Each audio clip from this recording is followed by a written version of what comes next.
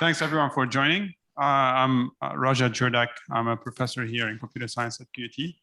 And it's my pleasure today to welcome Dr. Volkan Dedeoglu from CSIRO's Data 61.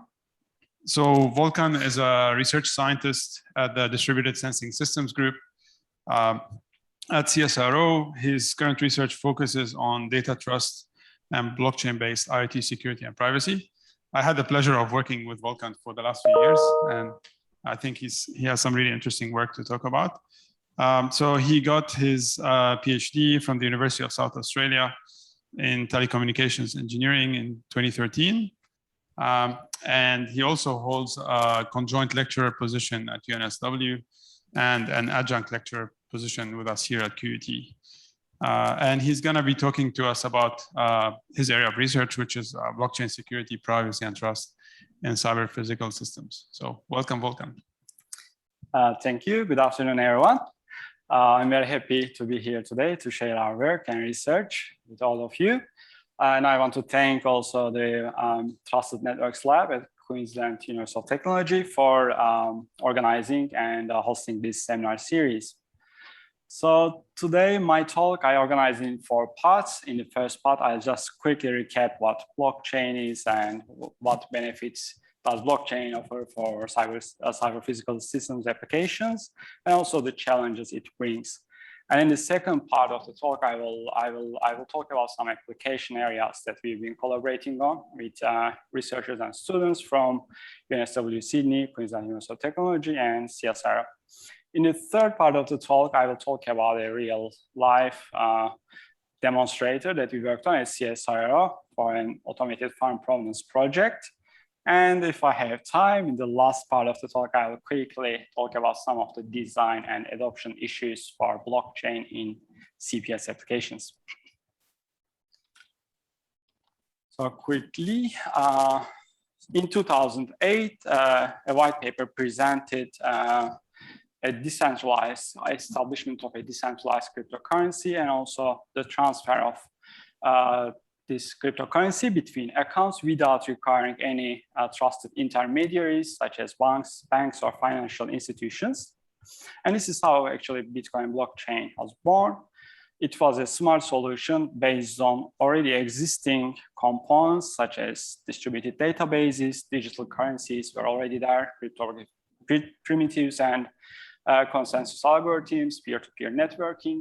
And after the success of Bitcoin blockchain, new platforms, blockchain platforms, new cryptocurrencies, new consensus algorithms appeared. And then we realized that we can use blockchain not only to store those transactions and enable transactions, but also do more than that. Then appear the smart contracts and distributed applications, decentralized applications, where we can execute some programs on the blockchain when some conditions are met. And that allowed us a whole new range of application domains. And today we are going to talk about some of them. So what is a blockchain? Blockchain is basically a distributed ledger that's jointly maintained by a network of participants, and those participants they use a consensus mechanism to maintain this blockchain network. The ledger is immutable and also append only. As you can see, there are blocks, and those blocks are linked to each other using some hash links that gives us this immutability property. Each block can have two parts. The first part is a header of the block. The second part is the transactions part, where you store the transactions. In the header part, we can have information such as timestamp index. We keep the previous block hash because that's how we link it. And so also using a proof of work based consensus mechanism, for example, we can have a nonce here and also a hash of the current block. So how we append a new block here? Basically, we have the transactions, we have those nonce timestamp index timestamp index and previous hash already in the block.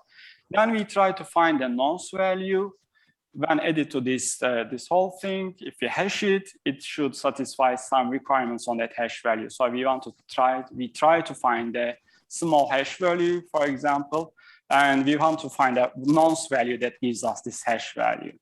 So this is a computationally expensive problem, and this is a computationally expensive problem. Basically, what you do is like brute force. You try all nonce values until you find something that satisfies this hash requirement.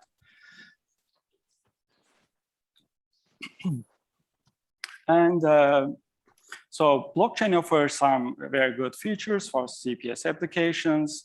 It gives us this tamper-proof, time-stamped transactions history. It is transparent. It's shared between the participants, and we can verify the records.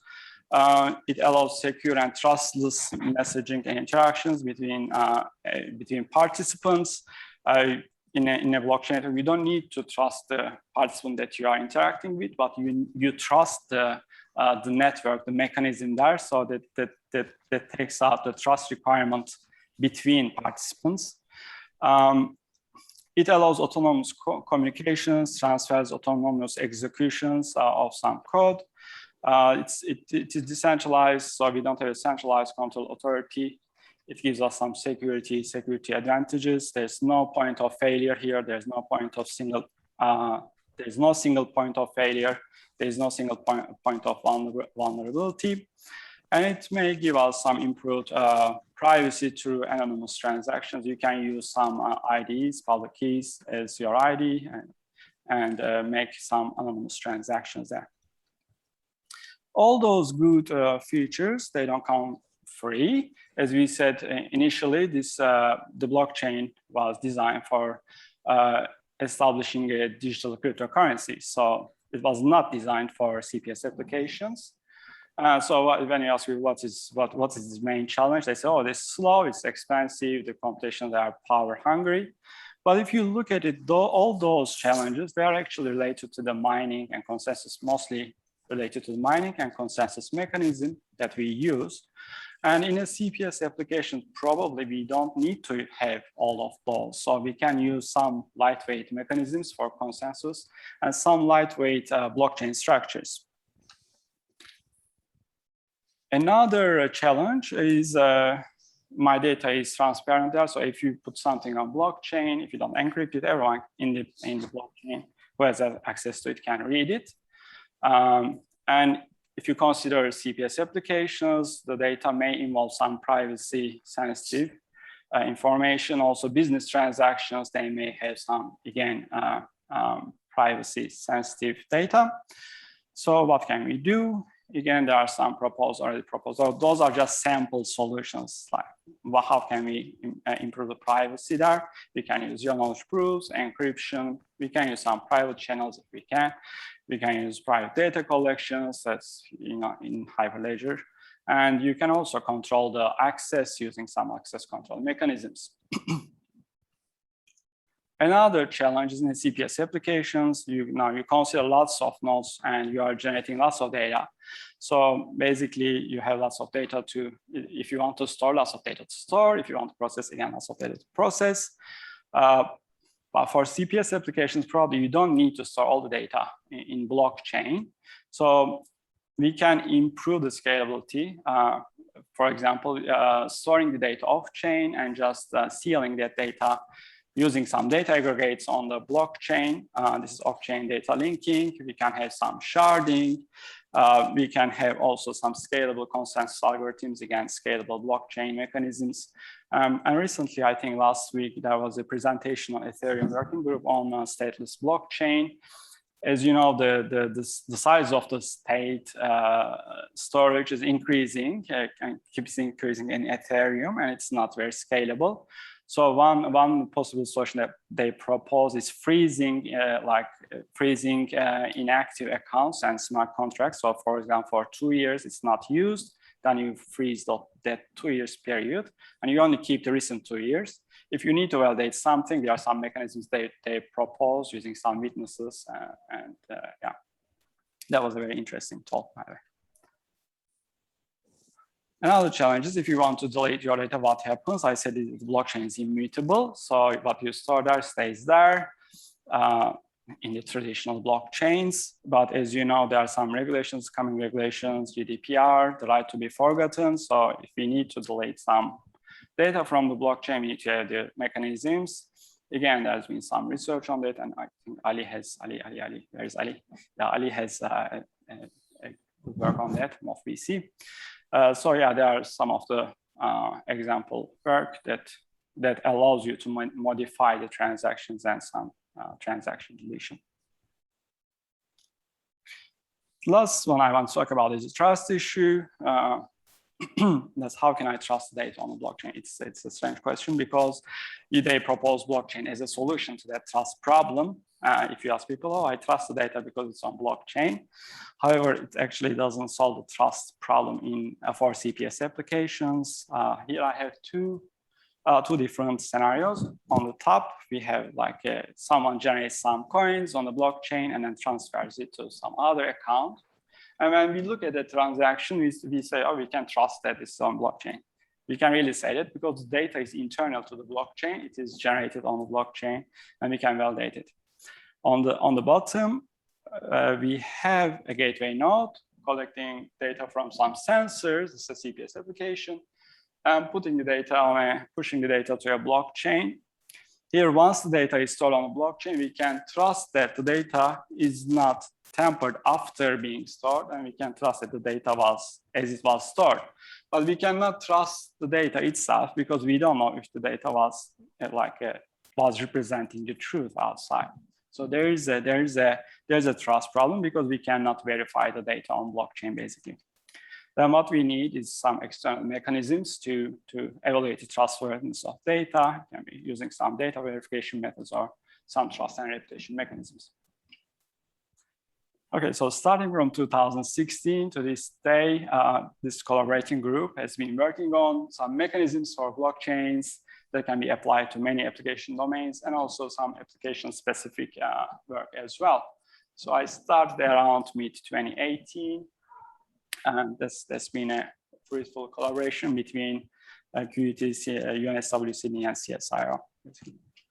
Okay, I know that Jaja talked about some of those applications in the first seminar, so I picked 3 of the other ones that haven't been discussed.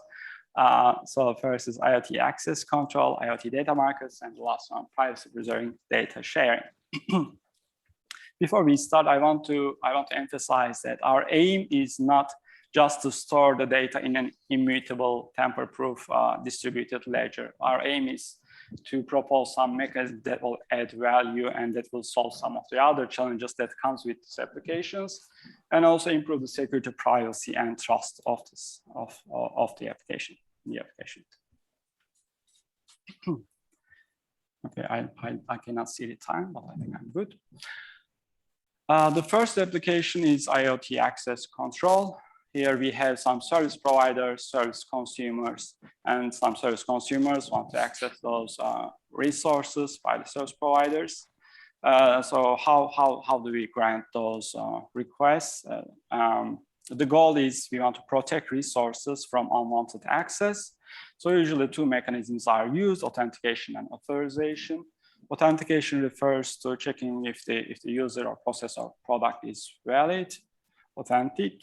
Authorization is checking if the user has access rights to that particular resource, or about limiting what he can do with that particular resource. So both of them traditionally are managed by a single authority that creates a centralized control there. Another problem is the state of art is basically role-based, attribute-based access control lists. They lack flexibility, and they don't really capture the dynamic nature of the network. So what can blockchain give us for this application? First, we can store the policies on the distributed ledger that's given. Then we have we can use smart contracts to automate this access control logic. That removes trusted third parties, and it makes the scheme more transparent. So our goal is capturing the dynamics, the network dynamics, and improving the security. If there are any misbehaving nodes, we want to detect them, eliminate them, and we want to prevent attacks from compromised participants. What do we use? We use a trust management framework for that. We continuously evaluate the trustworthiness of the participants, trust of the participants, and also the reputation. We calculate reputation scores. Those trust and reputation scores, they are used as additional attributes in an attribute-based access control mechanism. And here the blockchain secures against attacks in trust-based systems.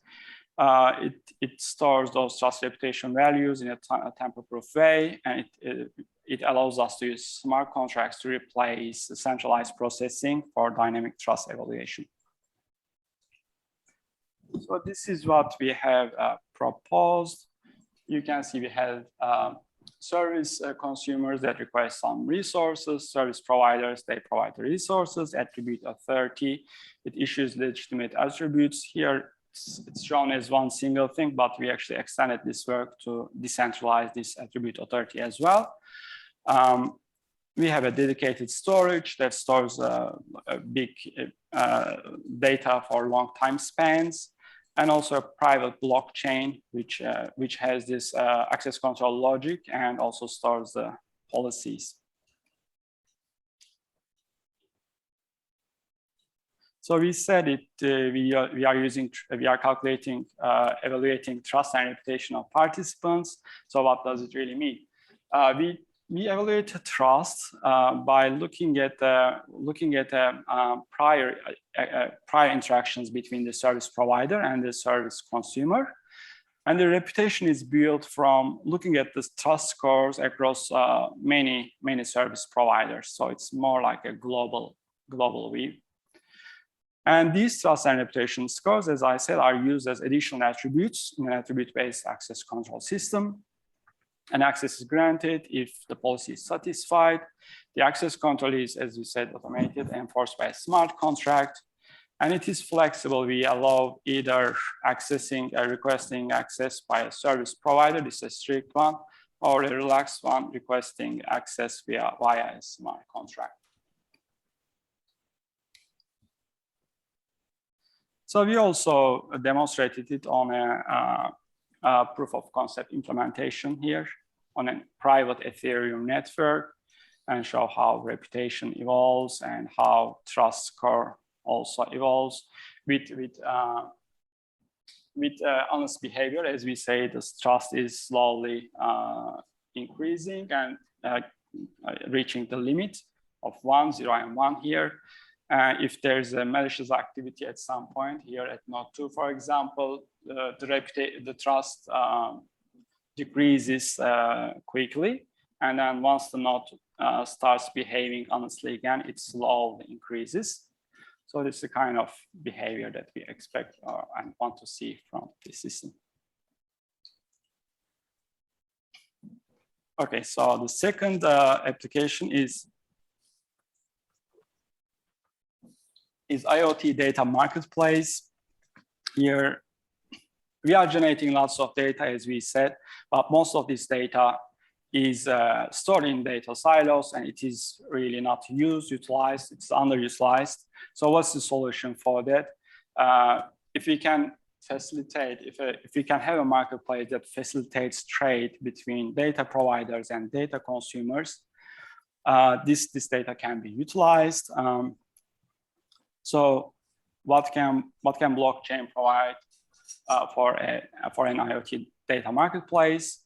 It improves the integrity and trust in the system. It provides anonymity for users. We can have traceability for the transactions, improves the scalability of the system. Again, it's a decentralized one. We don't have centralization here. And we can audit the transactions looking at the tamper-proof records on the blockchain. So blockchain-based marketplaces have been proposed, but most of them are really very simplistic marketplaces, and they don't consider key functionalities, usually key functionalities of a marketplace.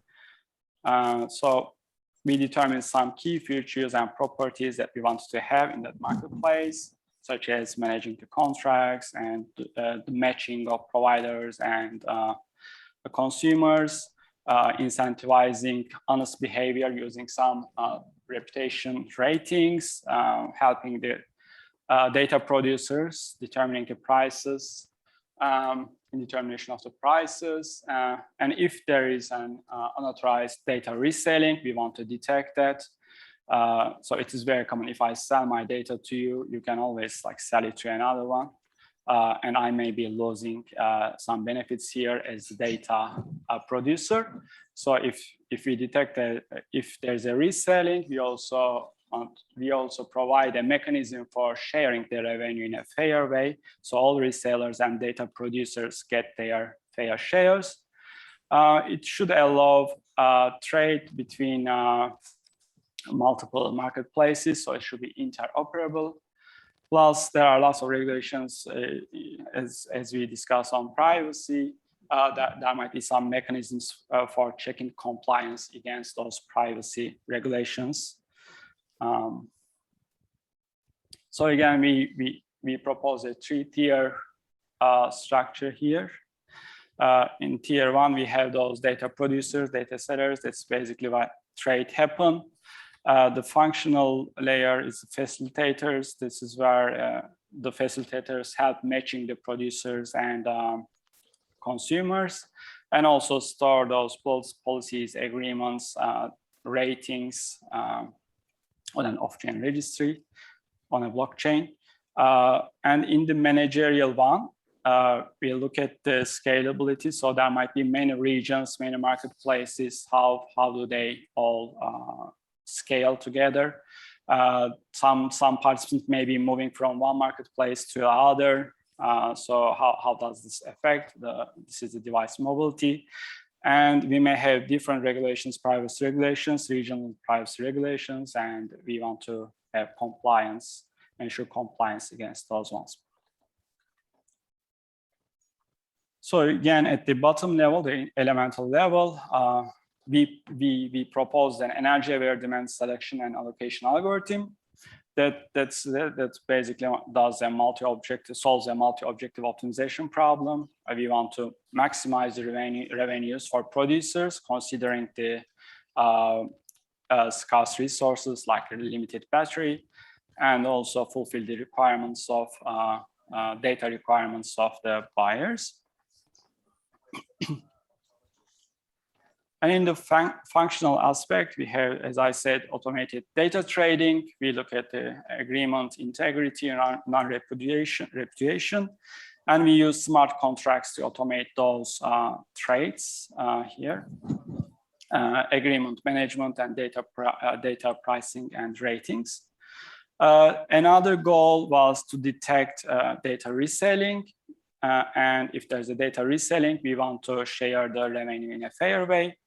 So again, we propose a watermark linked data batches, trade recording using Bloom filters and digital notaries to validate authenticity and enable interoperability to achieve those goals. At the top level, as we discussed, the network is dynamic. Participants may be moving in the network, or maybe they are leaving. So some contracts may be, ongoing contracts may be fragmented. We want to handle this issue using a contract handover mechanism. As you can see, if there's a permanent move, we can just discard this, discontinue this contract and employ a new one, deploy a new one. Or if it's a temporary move, we can just deploy a short-lived smart contract. The second goal is about scalability. As you said, there might be multiple regions, zones, marketplaces, and we want to have a scalable way of storing this product information and handling the queries in a distributed, transparent, and efficient way. And in the top one, the top goal is privacy regarding the privacy regulations. As we said, different regions may have different privacy regulations. So here what we propose is for the auditors, they reconstruct some of the random traits using a trait reconstruction mechanism to collect evidences, and then using access policies stored on a policy chain, they validate if there is a compliance or not.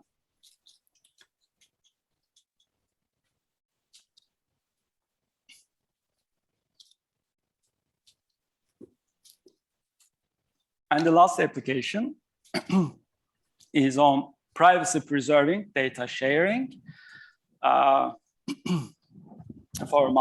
multi-stakeholder scenarios.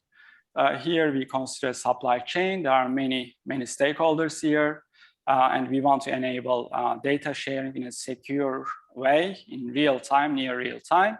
But we want to prevent information leakage. As we said, there might be some business sensitive data there.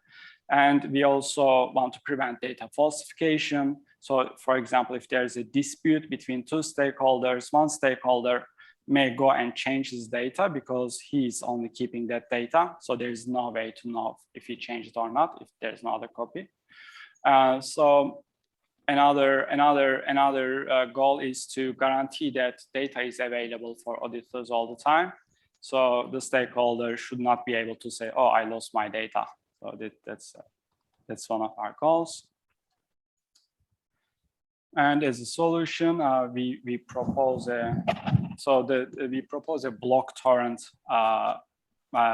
architecture. It is, as name suggests, something combination between a BitTorrent and blockchain. So the data is actually shared with many participants in the network. By first the data is chunked and then sent with shared with the other participant using a BitTorrent protocol. And then the blockchain stores how this data was distributed. So if we want to retrieve this data, we need to go back to this master table to see how the data was distributed, collect them, and then also we encrypt it. So the keys are also very important. The keys shouldn't be seen by others. So we use Shamir secret sharing for that. And it is implemented on a smart contract. And the key goes into the blockchain using some transient field, Hyperledger blockchain. So no one actually can see it once it while it is traveling to that smart contract. So this is how we store it. We get the data. Data is collected at the gateway node. Gateway node encrypts this data, sends it to a consortium of admin nodes. Those admin nodes, they use hash sharding to put it in chunks and store it in multiple peers. And then the way that it was stored in the blockchain. And also the decryption key was stored in the blockchain too, using this Samir's secret sharing mechanism.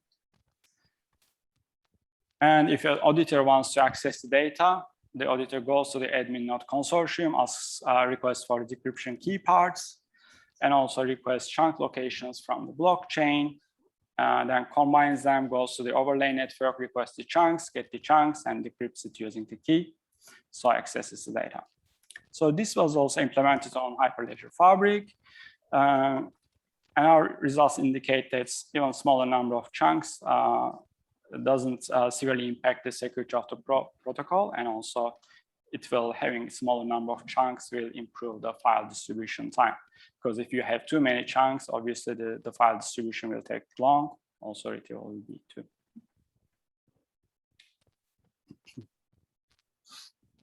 Okay, so this is the third part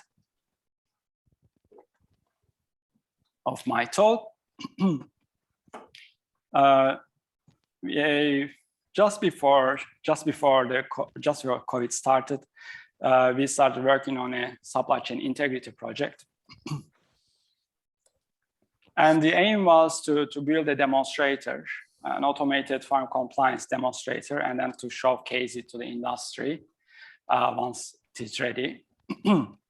So it all started well. We went to the farm. The farm was in New South Wales. We saw the cattle, have a nice initial workshop there. Then a few times we had the chance to collect some data from the cattle behavior data. However, then COVID happened and we had no access to the farm anymore. So we could design the components, but we could not actually go and deploy it on the farm. So what we had to do, we had to then work on a simulator that simulates how cattle will behave in a farm, and then simulate some scenarios to show how our system works on the simulated scenario. And a few weeks ago, I was in a project management training, and the instructor was talking about risk assessment when you're planning your projects. So he said you have to consider all the risks and all possible risks. And I was like, oh, before 3 years, we could consider that there was a pandemic in that risk assessment list, and it affected almost all of our projects. Yeah, so this was a big project actually. Many researchers work on that, and we focused on farm compliance, automated compliance.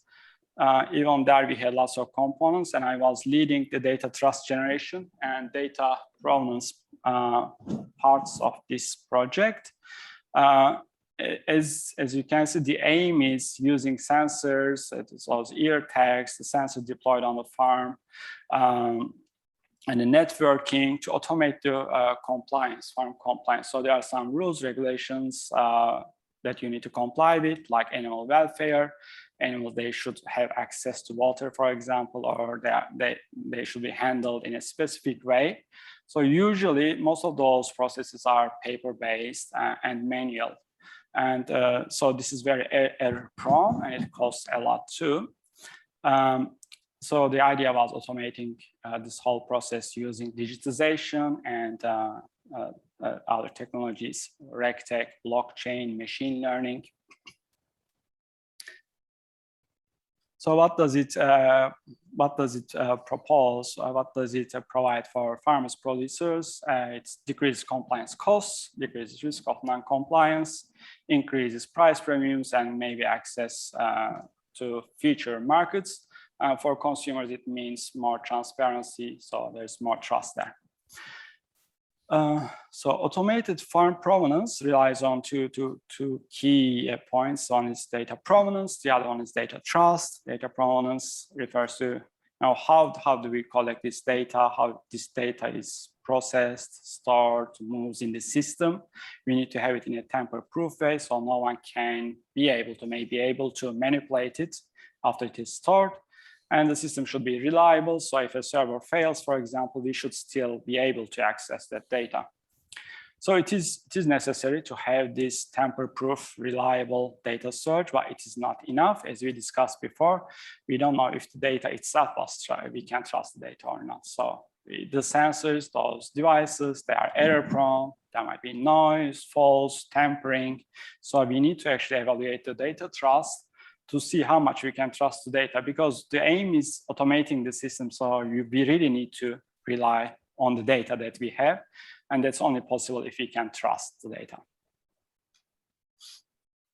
So as I said, for data provenance, what we require is a tamper-proof and reliable data record. So we collect the data from ear tags or some other sensors in the farm.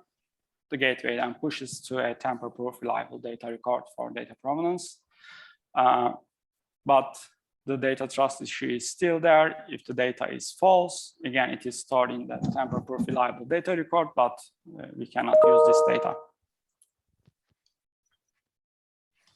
So we are all familiar with actually the concept of trust. If someone comes here and says it's 30 degrees outside, that I don't know. So would I trust this guy? Probably no. If someone else comes and says, oh, it's 30 degrees outside, we start trusting a bit more. And if more people come and says that, we trust even more. If my friend, who I know for a long time, comes and says, oh, it's 30 degrees, I trust even more. Sorry, you'll see this story. And the next day, if the same guy comes and says 25 degrees outside, now we don't say, oh, I don't trust you. We say, oh, I trust you a bit because of what happened yesterday. So this is how reputation was built. So how we establish trust? The trust is established based on some evidences in forms of correlated observations, correlated data supporting what the other person says, or it might be built based on the past interaction. So a good interaction will increase the trust and reputation. Okay, going back to the farm, this is what we had as our data provenance architecture. As you can see, there are multiple components here. So the data is collected from ear tags or some other sensors from the farm. They are collected by gateway nodes. Those are Raspberry Pis. And those Raspberry Pis, they maintain a blockchain. This is a private IoT edge blockchain. We use Ethereum for that. We have a private blockchain here because we want to keep the privacy of this data. So the data is stored locally actually there. And as we said, we are generating lots of data, so it's not very efficient to store it on a blockchain. Then we use a distributed data storage as a Swarm, which can be integrated to Ethereum. So we efficiently store lots of data there. And it's also tamper-proof because it is linked to this edge blockchain. But having a private blockchain, we sacrifice security. It's not like a public blockchain. So to mitigate that, we have another public blockchain here, NNID. This is a CSIRO developed blockchain to seal the data on the private blockchain. So what we do is, from time to time, or for each block, we take the block hash and then store it in a public blockchain. So nothing about the data goes there, no privacy leakage, but now it has the same security as that blockchain because data is sealed there. If we change anything here, then it will be detected. The change will be easily detected. We also have a sensor cloud that's for storing large amounts of data and accessing easily, but we cannot just trust the data at the sensor cloud because it can be manipulated. Again, so how we do it between the Ethereum and Swarm, basically the full packet is stored in Swarm database, and the address of that database is the file hash, and that file hash is stored in the Ethereum. So to access this full packet, we need to go to this blockchain, get the file hash, and use that as an address to access the data on Swarm. So as we said, different parts of the different components are different data here. This is how we store and how we retrieve back data. So the trust issue in the farm, again, same. The ear tag says something, but the gateway trusts it. We'll see. So to see how much we can trust that data, we propose a trust engine, which calculates trust scores for the incoming data and also reputation scores for the data sources in that system.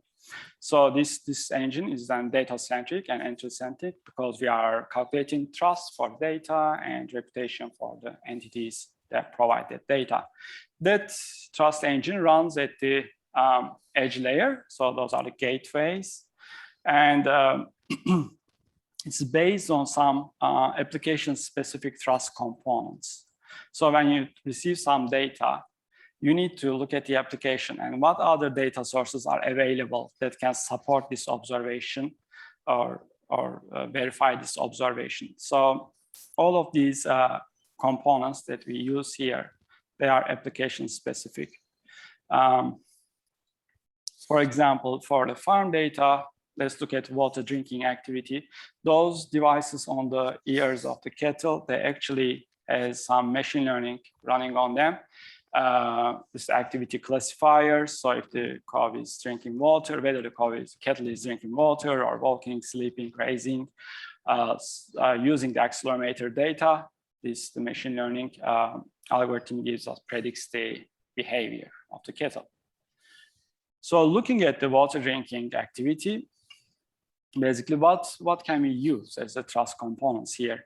So for example, a similarity, if there are some cattle near you and they say we are drinking water too, it might be the case because usually they are together near the water trough and you expect a few of them drinking water at the same time, similar times.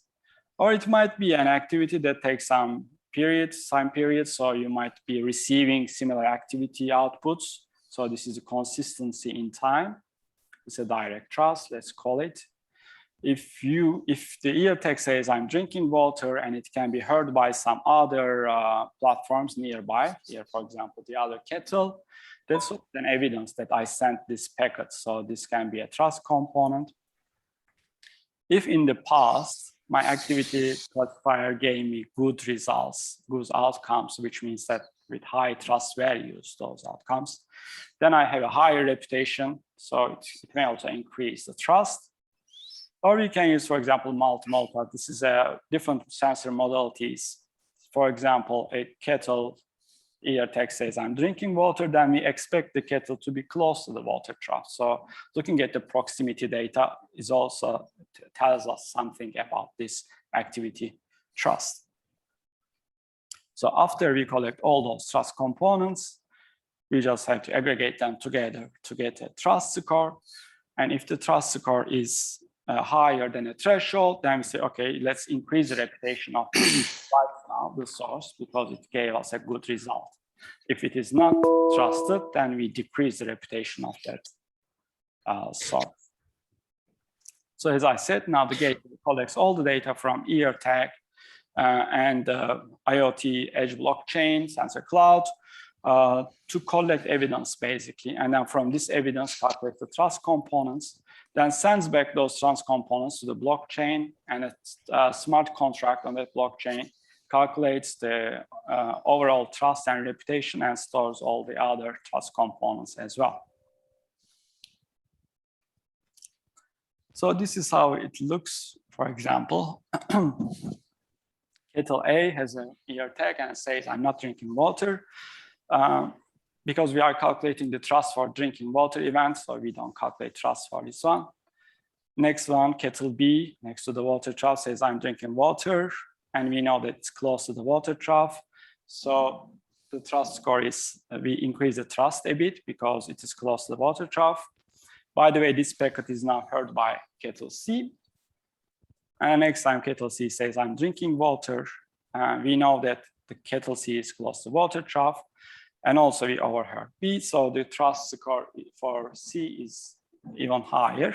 But again, those are small trust scores because we just started building it. So in time, you see the second time when kettle B says I'm drinking water, now the trust increases because we have the close to water trough and it was overheard by C. So two components increases the trust. Then we say, okay, this trust is higher than some threshold, so let's start increasing the reputation of this, this source now. Yeah, so similar to this one, let's go like that. So in summary, we need data provenance and data trust for automating this compliance, farm compliance. The provenance architecture is traceable, reliable, tamper-proof, privacy-preserving, and the trust and reputation mechanism, it is automated using smart contracts. Again, everything is stored on blockchain, so we can go and audit and see what went wrong or what was the trust component that gives us this high trust value, for example. So it has a potential impact for ready-meat supply chains and other agri-food chains.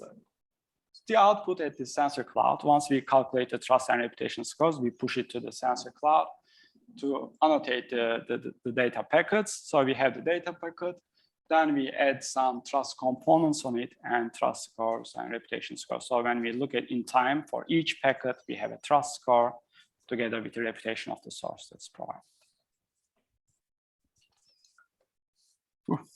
Okay, so this is my last slide.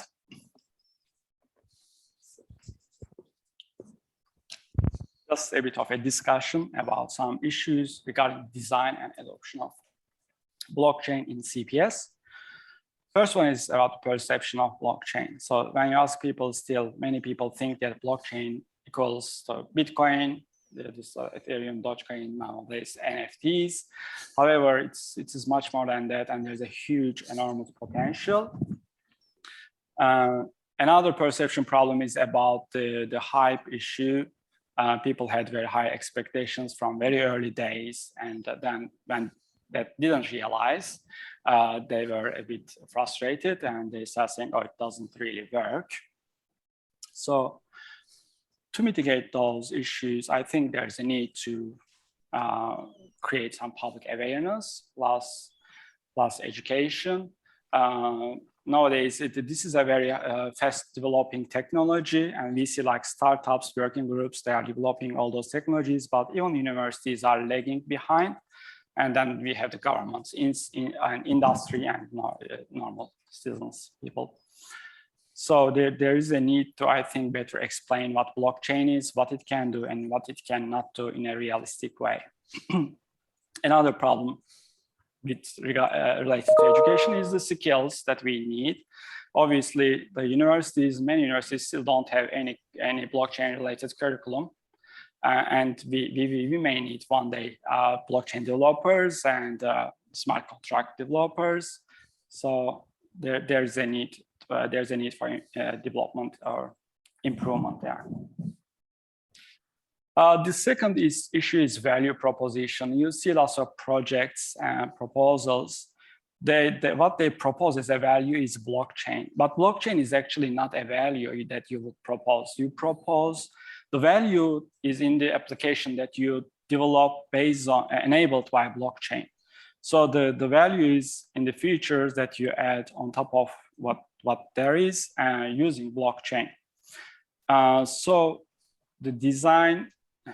In the design phase, you need to consider the value chain, who benefits from that technology and who is willing to pay for it. If there is a mismatch, this won't be adopted. So if there's a mismatch, well, how can I incentivize the participant to be part of this, this network? Another issue is the maturity. As I said, people had very early high expectations, but if we look at it, okay, Bitcoin blockchain appeared in 2008, 2009, but we really started building applications around 2015. So it's like 5 or 6 years. It's really in the infancy. So we don't have a mature technology, and there will be ups and downs, and then the expectations will somehow find its way.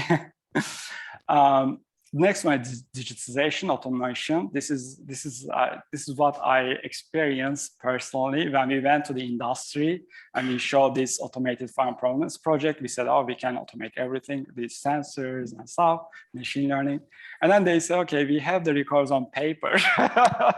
We have all those manual processes. So there is really not, even the digitization is not there. So asking for this very big jump, it sometimes do not work well. So there might be some step, what you call it, like step-by-step improvement or adoption there. Next one is on regulations and standardization. Whereas it's a very, very fast developing technology, the regulations obviously lag behind. It might be good for the developers, you can try something new, but also it creates that uncertainty about the future. So we don't know how regulations will impact some of those applications. Standardization, we have many platforms, blockchain platforms working now together, not working in separate. So we don't want to have one platform, but we want them at least to be able to work together in an interoperable way. And this might be only possible if we have some standard ways of communicating and working together. So that was my presentation. Thank you very much for listening to me.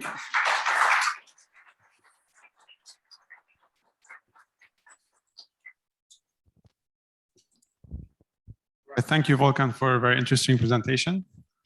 We have a couple of minutes for questions for people in the room and online. Yeah, Daniel?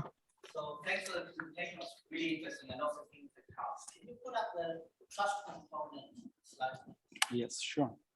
And apologies for I'm not a computer scientist. Yeah, that's. I don't know many things here. So this data trust measure combines several other methods, right? Mm-hmm. How do you rate it? Yeah, so yeah, I haven't discussed about that.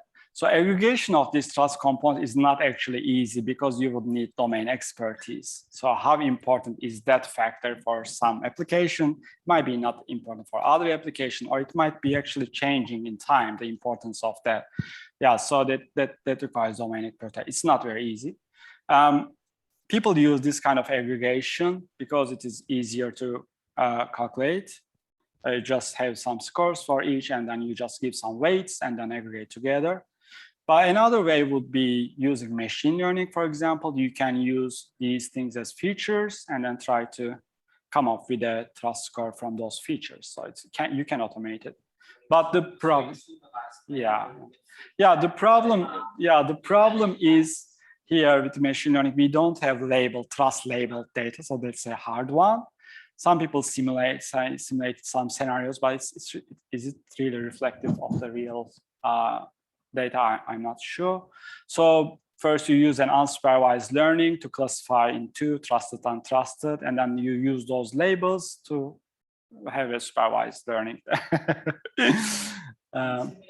mean, now imagine that let's say a farmer wants to make a line cheating by manipulating data.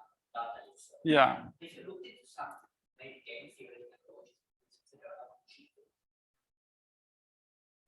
yeah, tampering this data, but the problem here is, so the problem here is once it is recorded, you cannot change it. So you need to know it beforehand. Usually what happens is the problem is when a problem appears, when a compliance appears, like last week there was a problem with the Australian beef in China, then they look at this record. So the producer wouldn't know, so it wouldn't play ahead. The record is already there now. If it was stored in a tamper-proof way, so we could go and see it. To be able to cheat, you need to do it. Yeah, to be able to cheat, you need to. Yes. Yeah. So, but the problem with that one is it requires, for you to manipulate lots of sensors, almost like all sensors you need to play. That's what I said. I mean, we have the simulation, so you can simulate your data and then put it in a farm. So this is basically not taking this whole audit and whole compliance checking in an automated way, but it is probably complementing it, so that there will be some audits and manual inspections from time to time.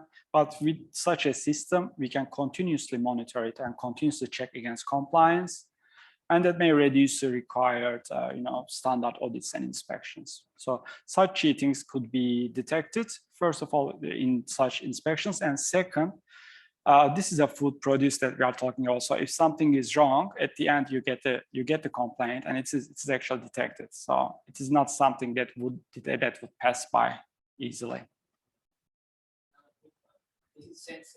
If you look into the closing the loop and actuating, so making the task move in a certain way, or nudging, incentivizing certain behavior. For the cows. This is a sensitive part, but you may also want to act. Yes. Yeah, no, this is not part of the project now, because so manipulating the behavior of cows, cattle is people's. I can jump in there also, since I spent a while in CSIRO. So they did invent this virtual fencing technology back in the around 2005. That was patented, and I think it's been licensed also to a company. Yeah, it is. Yeah. And that's a form of control where they have these audio cues with the zapping, with virtual fencing. There are still I think there would still be some energy and scalability issues around that. But at some point, that's part of the vision, is to close the loop and actuate based on what you're observing. Yeah, at least having some alerts or something when calls are not handled well, you'll get an alert, and then you can actually go and do whatever. Yes. Yes, can I say a lot of good actors coming actually from transport. So we have virtual fencing, which is very interesting topic, which we do apply a lot of sensors, but blockchain is completely new to us. We do collect a lot of data from the farms at the moment for the different sensors. It could be animal heartbeat, from the temperature of the animals, that movement, and that moving an animal in a certain direction is actually applied at the moment in certain farms. And not just the ruminants of cattle and cows.